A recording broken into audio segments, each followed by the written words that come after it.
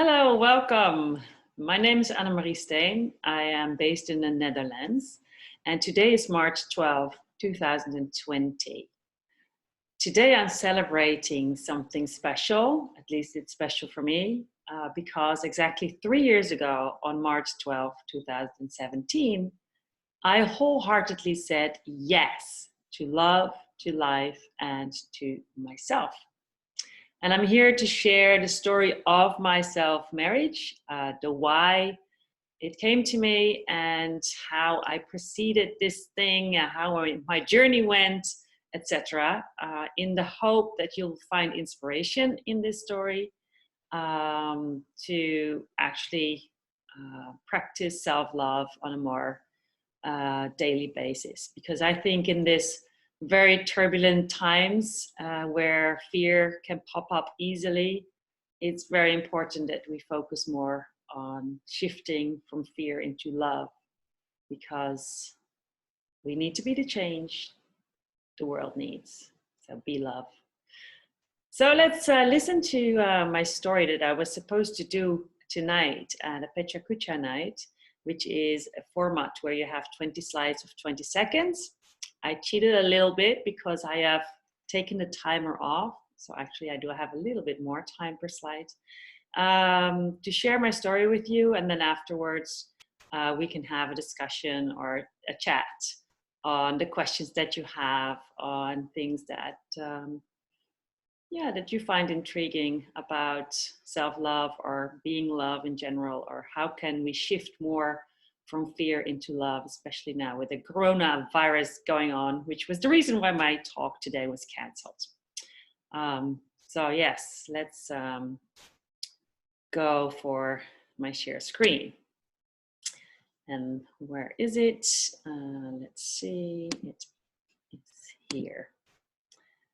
Okay, so this is the story of Annemarie Steen, who got married to herself on March 12th, 2017.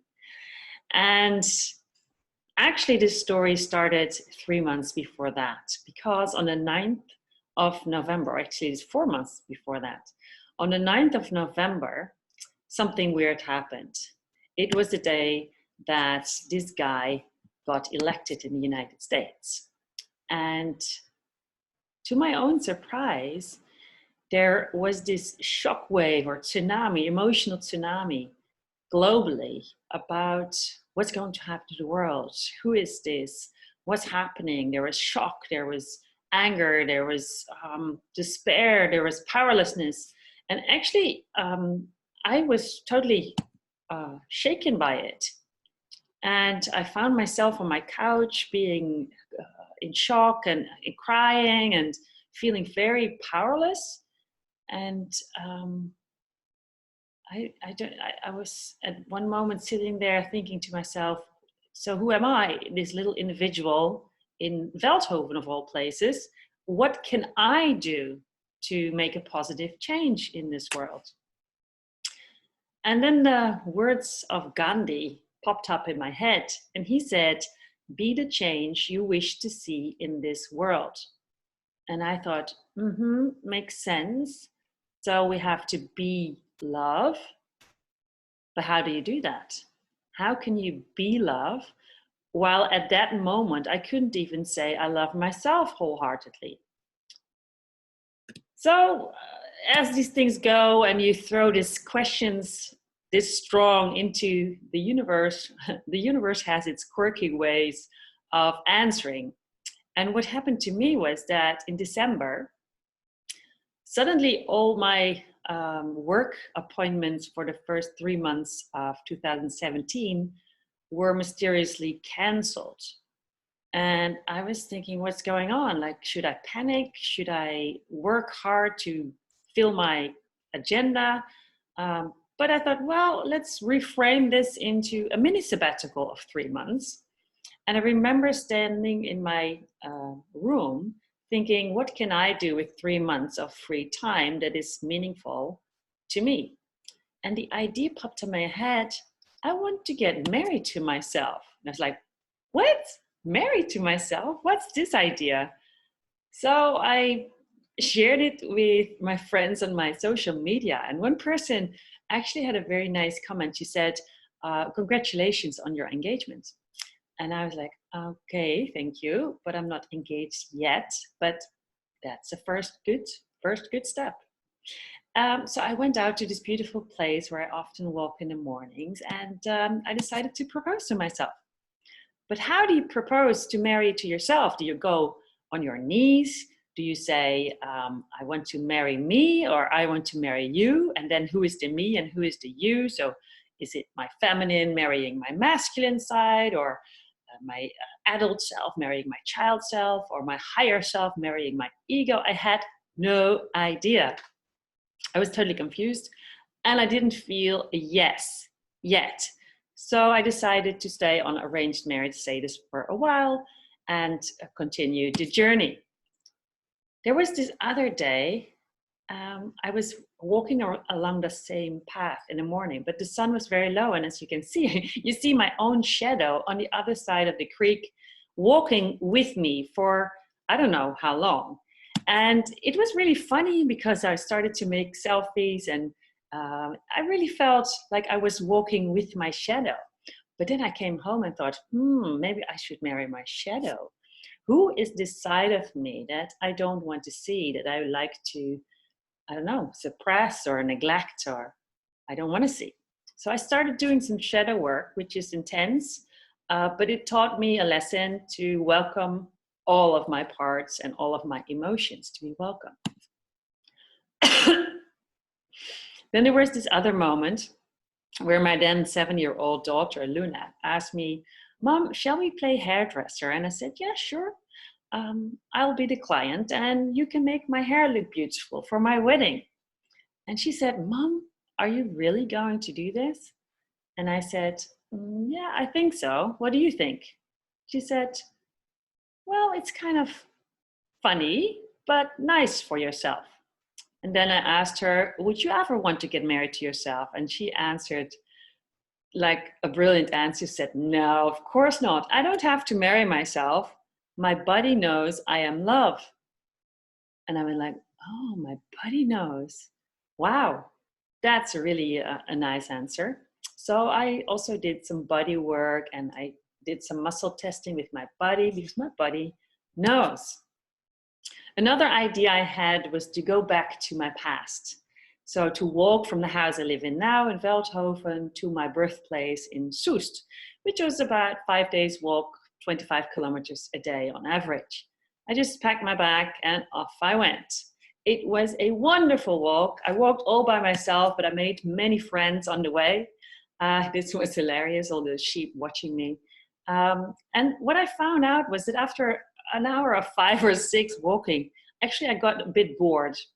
And I didn't know that from myself, but when I'm bored, I'm actually quite funny because I start making up all kinds of stuff to not get bored or to amuse myself. Another thing that's really what I enjoyed so much during this walk was I was totally in the moment. I was in nature. I was with myself. It was beautiful. It was cold, crispy weather. And I just fell in love with life. Like, wow, life is great. And on the 4th day, I ended up in this really, really, really cozy place where I slept. And watching in the fire, my knee was really hurting. And I was thinking to myself, Annemarie, what do you want? Do you want to accomplish something, or do you want to love yourself? Of course, it was the second. So I called my mom and I said, sorry, Mom, if I feel like this tomorrow morning, I'm not going to make it all the way to Soest. So she said, no problem. We just come over by car. We have a coffee with you. And if you feel okay, I'll walk with you the last 20 kilometers. If you don't, you just hop in the car and drive home with us. We ended up walking together the last day to Soest. So I made the trip, and it was a great experience. When I say I fell in love with life totally.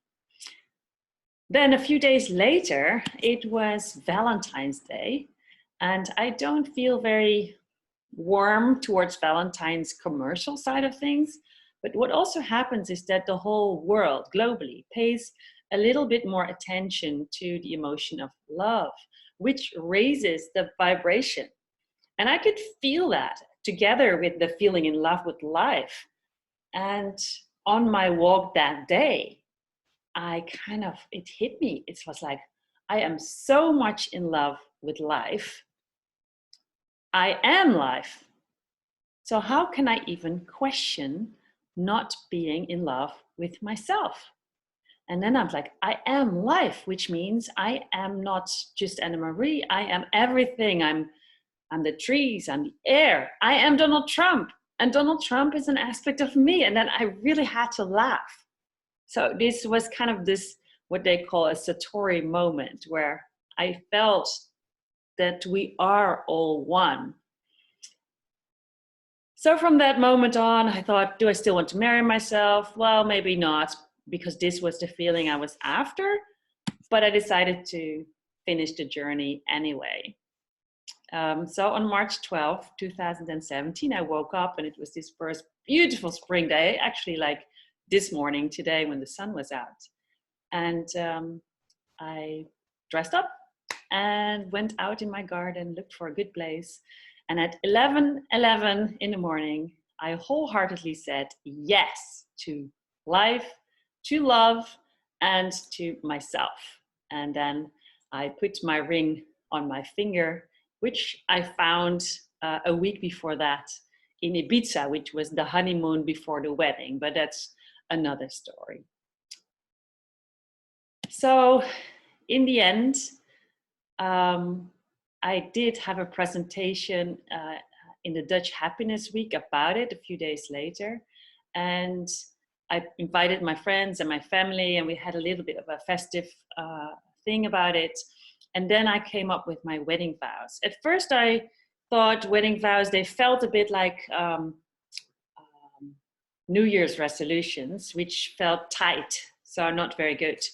But then the last day before I had my presentation, I came up with this. It's the word liefde, the Dutch word for love. And it sums up all my insights from this journey. So it's about listen to my body because my body knows. It's about investing in myself and my relationships. It's emotions, all of them are welcome. Focus positive, accept when something negative calls for attention, and focus now. Dare to be different, dare to be myself, and to show myself, ta-da! And energy is everything. Well, do I recommend everybody to marry themselves? No, absolutely not. Only if you really feel drawn towards this concept of having a ritual and maybe some vows. Yeah, you can make it as big or as small as you like. But I hope that this story inspires you to be love a little bit more in your daily life, and to not forget that, because if we live in fear, I don't think it will be a very nice life. But if we live more from love, we can make it much better. Thank you. So let's stop the share screen. Now, that was the story of my self-marriage, and I am really curious to hear from you guys. What were some insights that you got from this story?